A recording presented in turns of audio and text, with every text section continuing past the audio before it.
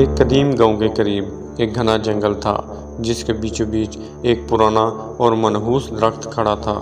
اس درخت کے بارے میں گاؤں میں صدیوں سے خوفناک کہانیاں سنائی جاتی تھیں۔ کہا جاتا تھا کہ اس درخت پر ایک چڑیل رہتی ہے جس کی روح بدروحوں سے بھی زیادہ خوفناک تھی۔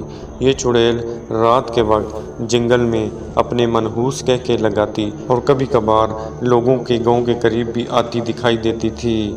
گاؤں کے لوگوں نے کئی بار اسے پکڑنے کی کوشش کی مگر جو بھی اس منحوس درخت کے قریب گیا وہ کبھی واپس نہیں آیا۔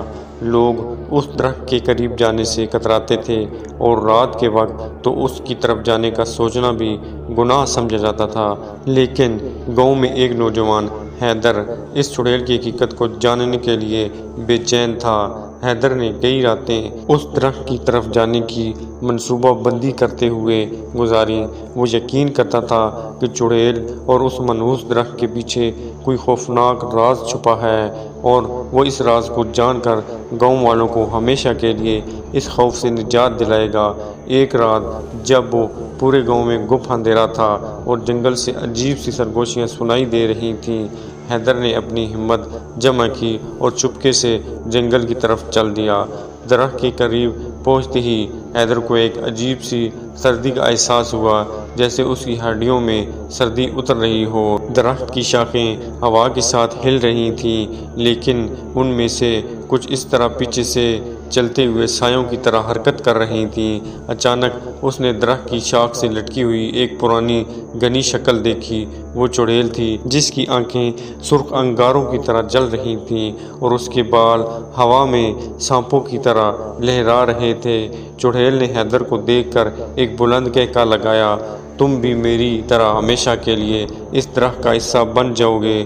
حیدر کا دل زور سے دھڑکا لیکن وہ پیچھے نہیں ہٹا۔ اس نے اپنی دعا پڑھتے ہوئے چڑیل کی طرف قدم بڑھایا۔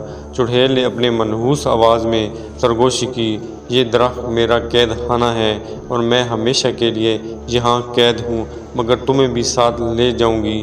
یہ سن کر حیدر نے محسوس کیا کہ درخت کی شاخیں جیسے اس کی طرف بڑھ رہی ہیں اور زمین اس کے قدموں تلے دھنس رہی ہے۔ حیدر کے پاس وقت بہت کم تھا۔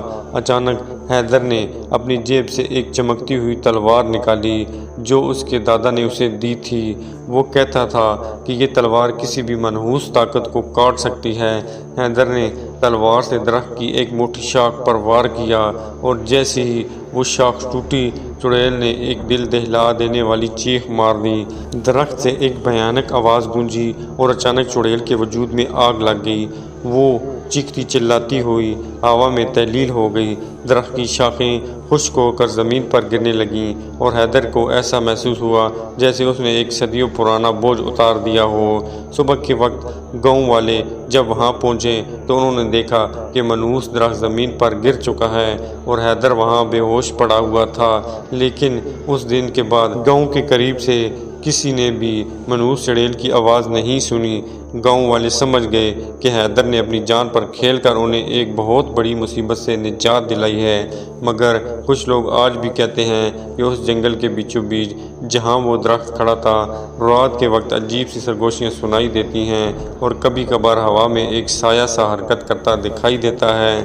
کیا چڑیل واقعی ختم ہو چکی ہے یا وہ پھر واپس آئے گی؟ یہ ایک راز ہے جو آج بھی گاؤں والوں کے دلوں میں خوف کی لہر دوڑا دیتا ہے۔